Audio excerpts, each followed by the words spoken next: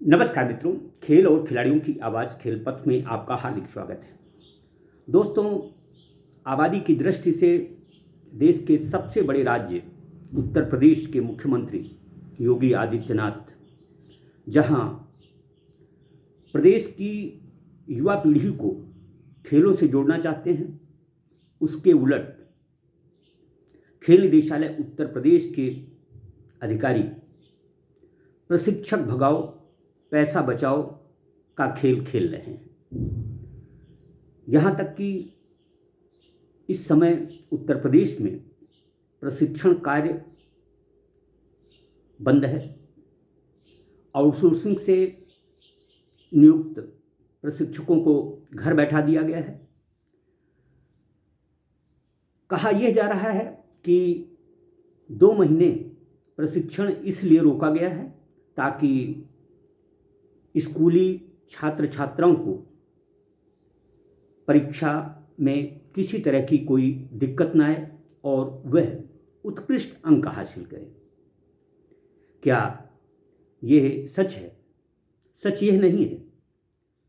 यदि यह सच होता तो खेल निदेशालय उत्तर प्रदेश 24 जिलों में राज्य स्तरीय ओपन महिला पुरुष खेल प्रतियोगिताएं कराने का प्रयास नहीं करता।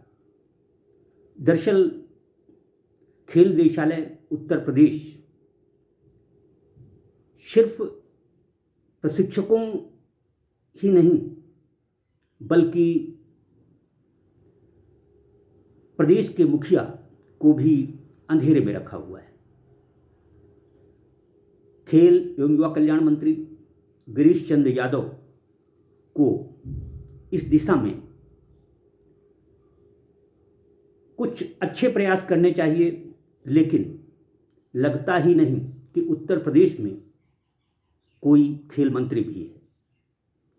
खेल निदेशालय में बैठे अधिकारी खेल खेल रहे हैं और खेल मंत्री उससे अनजान हैं या मिलीभगत है।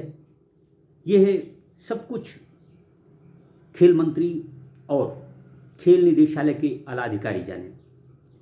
खेलों की व्यवस्था को सुचारू रूप से चलाने के लिए यद्यपि योगी आदित्यनाथ सरकार ने कई और अधिकारी भी नियुक्त कर रखे हैं, लेकिन उन अधिकारियों को भी इस चीज़ का से कोई लेना देना नहीं कि खेल हो भी रहे हैं या नहीं हो रहे हैं।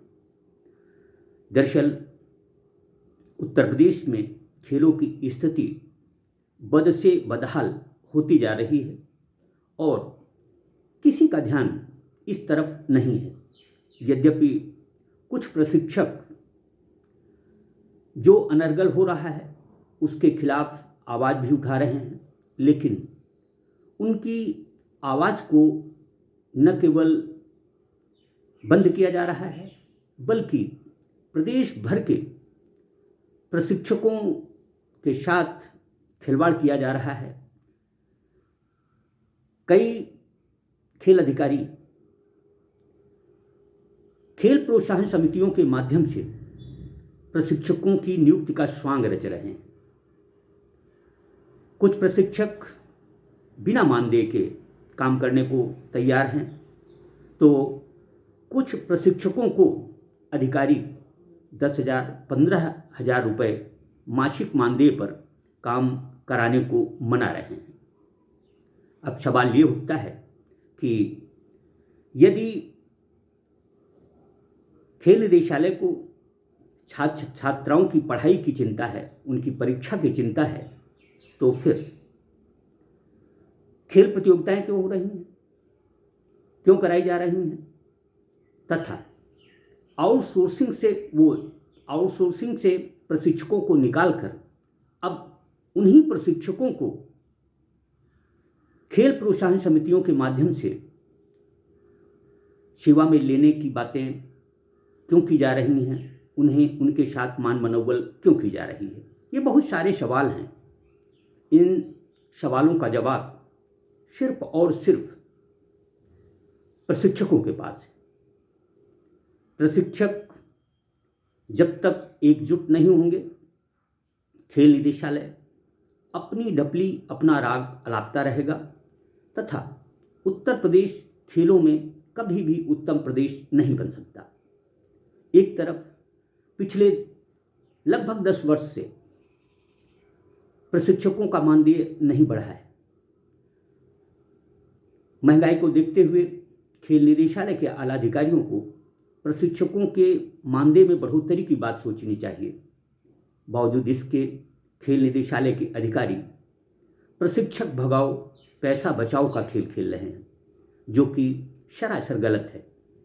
यदि यही तमाशा चलता रहा तो उत्तर प्रदेश खेलों में कभी भी उत्तम प्रदेश नहीं बन पाएगा। इस समय असम में चौथे खेलो इंडिया यूनिवर्सिटी गेम्स चल रहे हैं। उत्तर प्रदेश की इन खेलों में स्थिति क्या है, इसका यदि मेडल टैली को आप देखें तो आपको कोई विश्वविद्यालय उत्तर प्रदेश का मेडल जीतता हुआ शायद ही दिखे। दरअसल खेलों का जो तमाशा हो रहा है, इस तमाशे का अंत कब होगा, यह सबसे चिंता की बात है।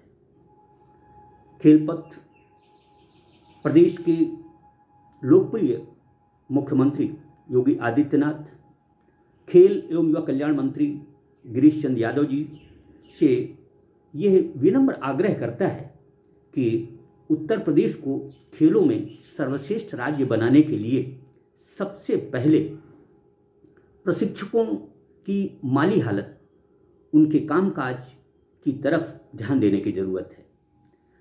जिन प्रशिक्षकों का पिछले 10 साल से मानदेय नहीं बढ़ा, उनके मानदेय बढ़ाने की बातें होनी चाहिए। उन्हें खेल प्रोत्साहन समितियों से 10,000 15,000 रुपये मासिक मानदेय पर रखने का विचार त्याग देना चाहिए।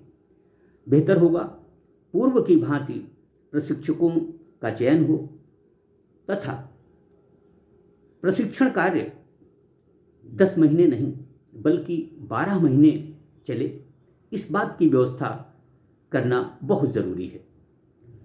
जब तक हमारे अंदर शुचिता नहीं होगी, खेलों के विकास, खिलाड़ियों के प्रोत्साहन, प्रशिक्षकों के सम्मान की फिक्र नहीं होगी, तब तक उत्तर प्रदेश खेलों में कतई उत्तम प्रदेश नहीं बन सकता। जो खेल प्रशिक्षकों के भगाने का चल रहा है, इस पर विराम लगना चाहिए।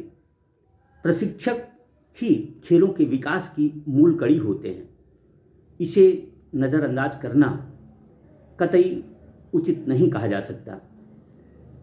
अब देखना यह है कि प्रशिक्षकों के साथ यह अत्याचार, यह दुराग्रह, यह भेदभाव कब तक चलता है और कब इस पर रोक लगती है।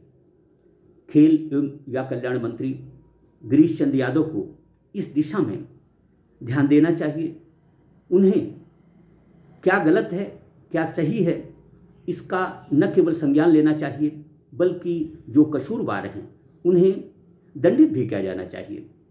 जिस तरह की अंधेर नगरी खेल निदेशालय उत्तर प्रदेश में चल रही है, शायद ही ऐसा किसी दूसरे राज्य में हो रहा हो। उत्तर प्रदेश एक समय था जब दूसरे राज्यों के लिए नजीर हुआ करता था। आज उत्तर प्रदेश की स्थिति देखकर कोई प्रतिभा खेलने को तैयार नहीं है, कोई खेल गुरु खेल प्रशिक्षण देने को तैयार नहीं है। तैयार भी है तो उसे खेल निदेशालय की शर्तों पर काम करने को मजबूर किया जा रहा है, जो कि गलत है। जय हिंद, जय भारत।